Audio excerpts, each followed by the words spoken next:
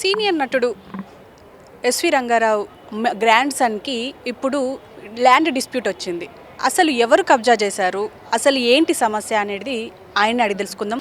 Sir మీరు చెప్పండి, అసలు ఏంటి మీ ల్యాండ్ ఇష్యూ ఏంటి, అసలు ఎప్పటి నుంచి ఇది నడుస్తుంది? ఇది ఒక 30 years నుంచి నడుస్తుందండి. మాకు అప్పుడున్న ఇక్కడ మేము చెన్నైలో ఉండేవాళ్ళం. హైదరాబాద్ ప్రాపర్టీ నేను మైనర్గా ఉన్నప్పుడు మా మేనత్త గారు గుండ్లూరి శ్రీనివాస్ అనే అతనికి మంత్లీ రెంట్ బేసిస్ మీద ఇవ్వడం జరిగింది.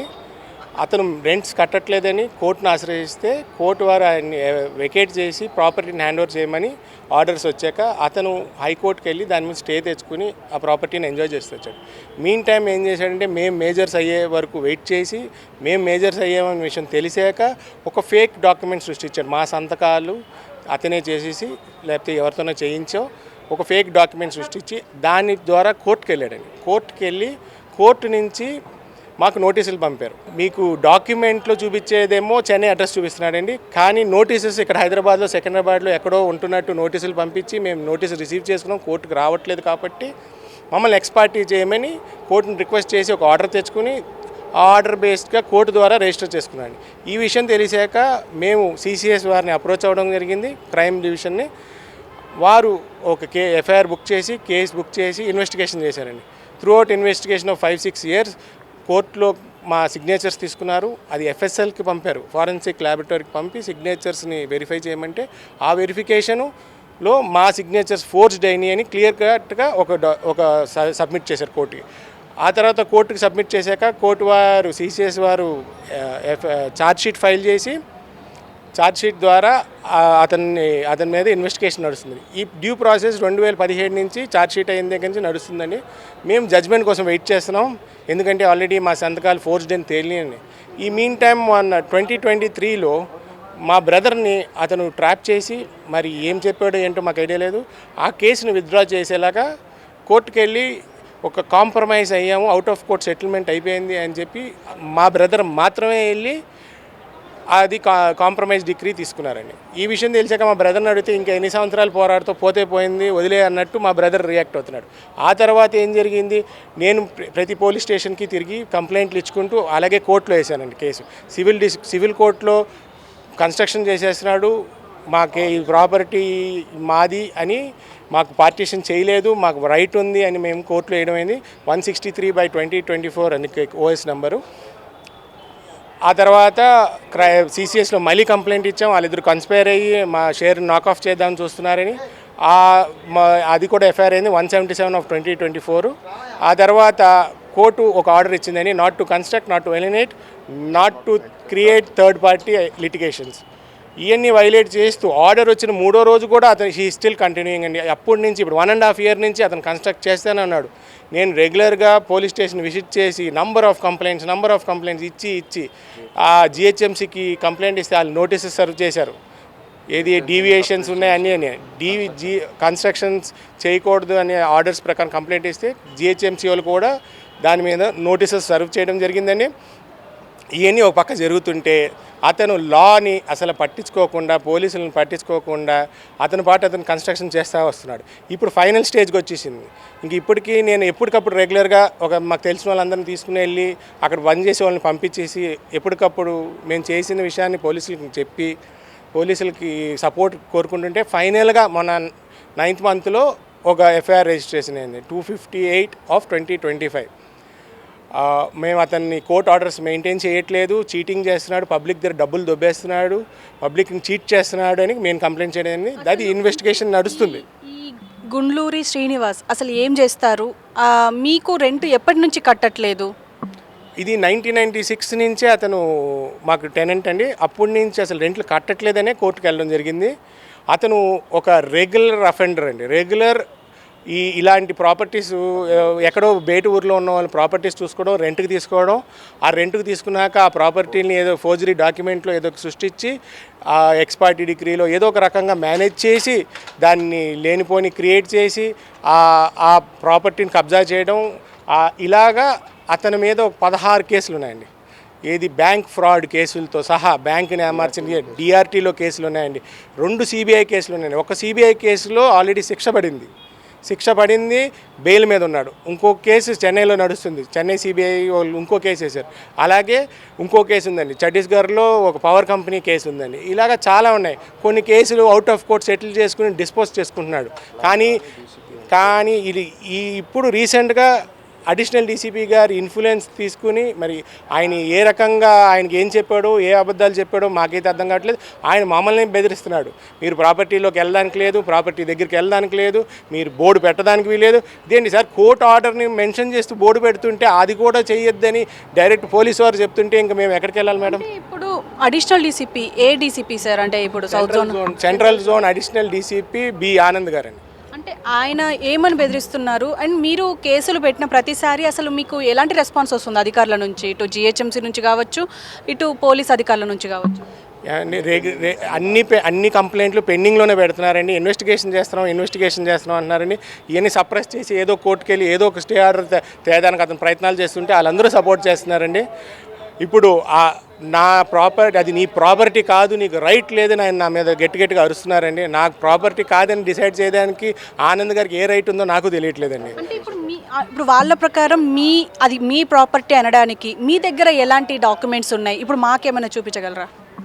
ఏమండి, అన్ని డాక్యుమెంట్స్ ఉన్నాయండి. అన్ని డాక్యుమెంట్స్ ఉన్నాయి కదా. మా గ్రాండ్ ఫాదర్ గారు 1966లో ఆ కాలనీలో వీరాస్వామి గారి దగ్గర ప్రాపర్టీ కొన్నారండి.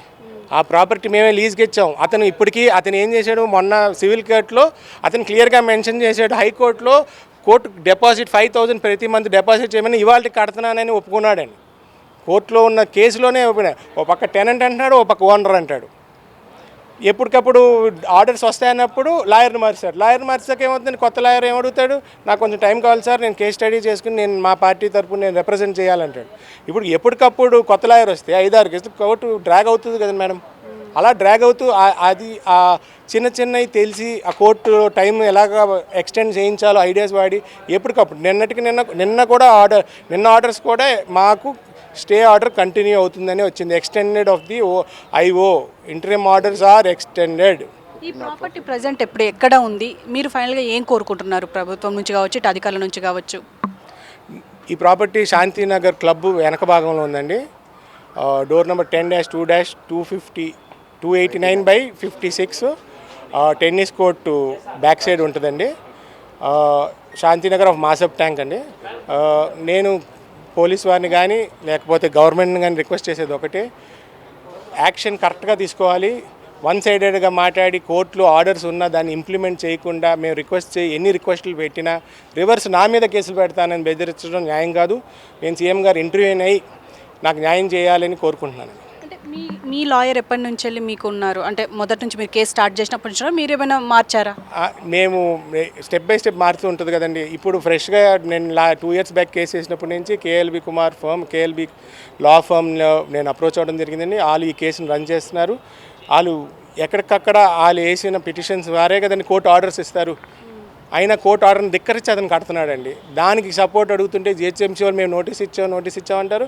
పోలీసు వారు మా పరిధి కాదు అంటారు. కోర్టు ఆర్డర్ని ధిక్కరిస్తే అది క్రిమినల్ మ్యాటరా, సివిల్ మ్యాటరా? నా దృష్టిలో క్రిమినల్ మ్యాటరే. మరి క్రిమినల్ మ్యాటర్ జరిగినప్పుడు కూడా పోలీసు వారు సింపుల్గా ఇది సివిల్ కింద వస్తుందేమో, మాకు ఇబ్బంది అవుతుందేమో అని తప్పించుకు తిరగడం నాకైతే ఏంటో కరెక్ట్గా తెలియట్లేదు. అంటే మీ తాతగారు ఒక మహానటుడు, మీ ఫ్యామిలీకే ఇంత ఇబ్బంది అయినప్పుడు ఇంకా పోలీసులు పట్టించుకోవట్లేదు, అసలు ఏం చెప్తారు? అంటే నా పరిస్థితి ఎలాగుంటే జనరల్ పబ్లిక్ పరిస్థితి ఎలాగుంటుందని నేను క్వశ్చన్ చేయనండి. ఇంకా ఇతను ఎంతమందిని చీట్ చేశాడో, 16 కేసులు ఉన్నాయంటే అతను ఒక రెగ్యులర్ అఫెండరు.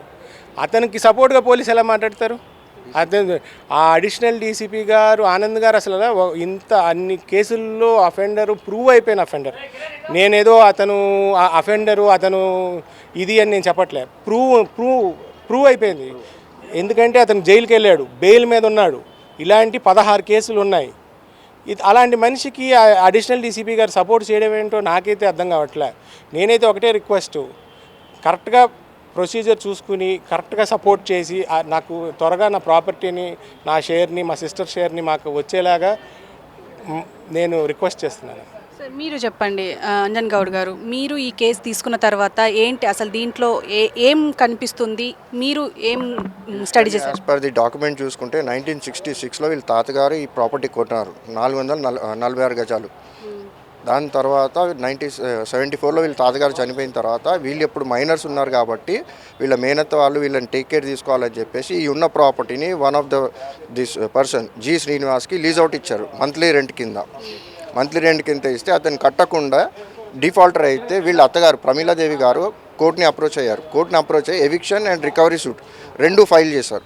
రెండు వీళ్ళ ఫేవర్లో వచ్చిన తర్వాత అతను మళ్ళీ వచ్చేసి వీళ్ళని రిక్వెస్ట్ చేసుకొని నేను పాతవాడిని, నేను ఉంటాను, నేను కేర్ చేసుకుంటాను, మీరు ఇక్కడ ఉండరు, ఈ ప్రాపర్టీ నేనే చూసుకుంటానని చెప్పి మళ్ళీ వాళ్ళ అత్తగారికి ఏదో చెప్పి అప్పుడులో సంథింగ్ పెండింగ్ అమౌంట్ ఏదో సంథింగ్ క్లియర్ చేసినట్టున్నాడు. మరి అది ఐడియా లేదు, ఇప్పుడు నాకు తెలిసింది అదే, ఎందుకంటే మొన్న కోర్టులో ఫైల్ చేశాడు, ఇప్పటికీ నేను 5,000 కడుతున్నాను అనేసి అంటున్నాడు. మరి ఆ రసీట్స్ అయితే ఏం చూపించలేదు మాకు, బట్ వాట్ ఎవర్ ఇట్స్ అది డిఫరెంట్ ఆస్పెక్ట్. దాని తర్వాత 2002లో ఒక ఫోర్జరీ డాక్యుమెంట్ వీళ్ళ సంతకాలను ఫోర్జ్ చేసి ఒక డాక్యుమెంట్ క్రియేట్ చేసుకొని సివిల్ కోర్టుని అప్రోచ్ అయ్యి అక్కడ కేసు ఫైల్ చేశాడు.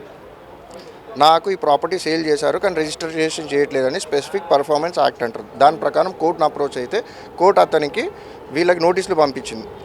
ఇతను కోర్టుకి తప్పుడు అడ్రసెస్ ప్రూఫ్ ఇచ్చేసి అక్కడికి నోటీసులు పంపించిండు. వీళ్ళు by that time they are living in Chennai.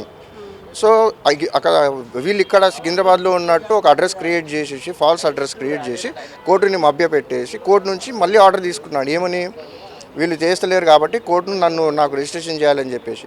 Court ఆ టైంలో ఆ సిచ్యువేషన్లో చూసి అప్పుడున్న జడ్జి గారు అతనికి డైరెక్షన్స్ ఇచ్చారు రిజిస్ట్రేషన్ చేయమని. రిజిస్ట్రేషన్ జరిగింది. వీళ్ళకి 2007లో తెలిసింది. ఇదంతా 2002 నుంచి 2005 మధ్యలో జరుగుతుంది. They were not in Hyderabad, they were in Chennai. So by that time they came to know. Forgery చేశారు, పైగా ఈయన మీద కేసులు ఉన్నాయి. బట్ పోలీసులు దీన్ని ఎందుకు పట్టించుకోవట్లేదు? మీ లా ప్రకారం ఎలాంటి కేసులు పడే అవకాశం? లా ప్రకారం అతనికి ఆల్రెడీ సిబిఐ కేసుల్లో ఇంకా వేరే కేసులో కన్విక్షన్ ఉన్నాయి. అతను బెయిల్ మీద తిరుగుతున్నాడు. మన చట్టం అట్లానే ఉంది. మరి ఇప్పుడు ఒకసారి ఒక కేసులో మనకు కన్విక్షన్ వస్తే ఆ పై అథారిటీ పై కోర్టుకి వెళ్తాం, అపిలేట్ అథారిటీకి వెళ్తాం. సో ఇప్పుడు అతను అట్లానే ఉన్నాడు, బయట హైకోర్టులో బెయిల్ తీసుకొని బయట రోడ్ల మీద తిరిగి పబ్లిక్ని చీట్ చేస్తున్నాడు.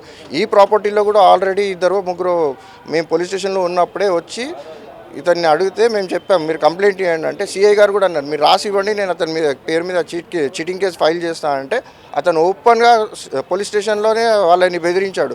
మీరు కేసులు పెడితే నేను డబ్బులు ఇవ్వను, రిజిస్ట్రేషన్ చేయను అని చెప్పి. కూడా హైలీ ఎడ్యుకేటెడ్ ఉన్నారండి, లెక్చరర్, ప్రొఫెసర్, డాక్టర్లు ఉన్నారు. వాళ్ళు ఎందుకు కోర్టు చుట్టూ పోలీస్ స్టేషన్ల చుట్టూ తిరుగుతారు? వాళ్ళకి ఒక భయం ఉంది. అంటే ఇండైరెక్ట్గా ఒక మైండ్లో ఒక ఫియర్ క్రియేట్ చేసి డబ్బులు దొబ్బేసి ఇప్పుడు అతను బయట రోడ్ల మీద తిరిగేస్తున్నాడు, పబ్లిక్ని చీట్ చేస్తున్నాడు. సో ఫైనల్గా ఇప్పుడు ఎలా లీగల్గా ఫైట్ చేయబోతుంది?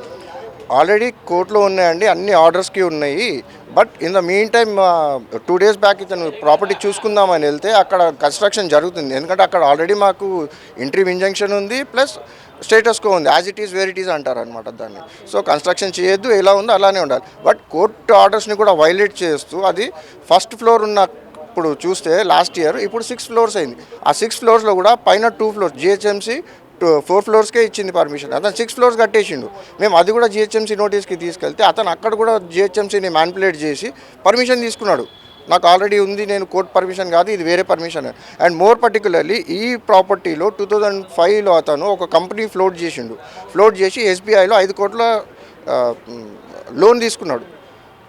ఇతనిదే ఒక వేరే క్రియేట్ చేసుకున్నాడు, వేరే కంపెనీ చేసుకొని 5 కోట్లు అది తీసుకున్నాడు, లోన్ తీసుకొని డిఫాల్ట్ అయిపోయిన తర్వాత ఆ కంపెనీని డిఫ్లోట్ చేసేసి మళ్ళీ అతనే దాన్ని అతని పేరు మీద చేసుకొని ఇది ఆ ప్రాపర్టీలో కాదు, ఇది నా ప్రాపర్టీ అని చెప్పేసి అన్నాడు. బట్ బ్యాంక్ వాళ్ళు అయితే పిచ్చోళ్ళు కాదు కదండి, వాళ్ళు చూసుకొని మొత్తం ఎంక్వైరీ చేసుకొని డిఆర్టీలో కేసు ఫైల్ చేశారు. డిఆర్టీలో కేసు నడుస్తుంది ఇప్పటికీ కూడా. ఈ ప్రాపర్టీలో హాఫ్ ఆఫ్ ద షేర్కి 223 square yardsకి ఇప్పటికీ డిఆర్టీలో కేసు నడుస్తుంది.